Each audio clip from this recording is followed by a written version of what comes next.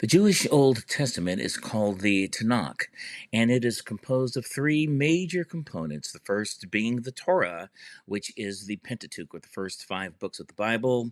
The second being the Nevi'im, which is the prophets, such as Isaiah, Jeremiah, and Daniel. And the third is the Ketuvim, the wisdom writings, such as the Psalms, Proverbs, Job, and Song of Solomon.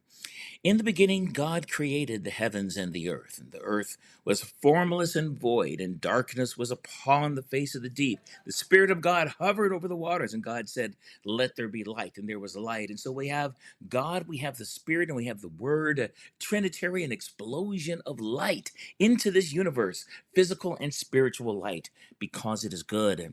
And humankind is made in this Trinitarian likeness. However, humankind is infected by the wiles of the serpent, because the serpent is effective with his lies, that God was trying to hold them back. This damages their original pure spirit that was placed within them, and it really infects their connection with God, something that God will have to fix later on in their hearts.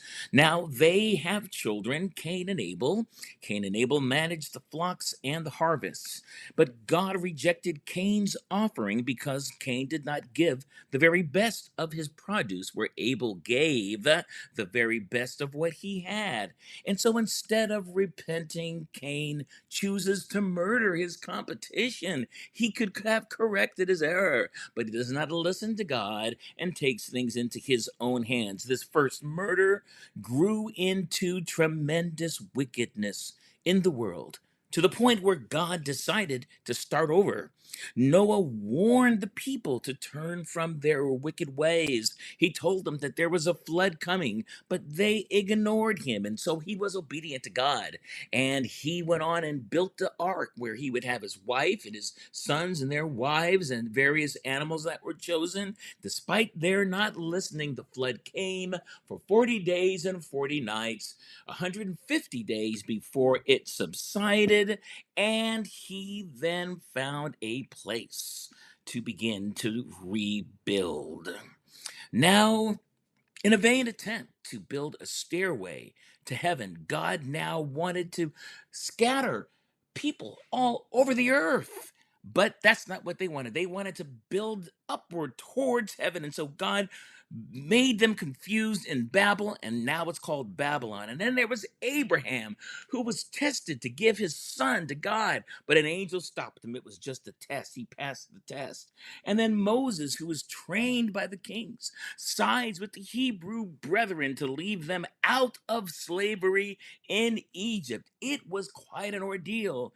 But when they are out in the desert, they get trapped at the Red Sea. But God shows up and he parts the waters. And as he parts them, the people cross over on dry land. The waters collapse on the pursuing soldiers, and they now are there. When Moses is in the desert on Mount Sinai, he receives the 10 commandments that gives them direction going into the future. They continue to rebel, but God is faithful. And then a new leader is born.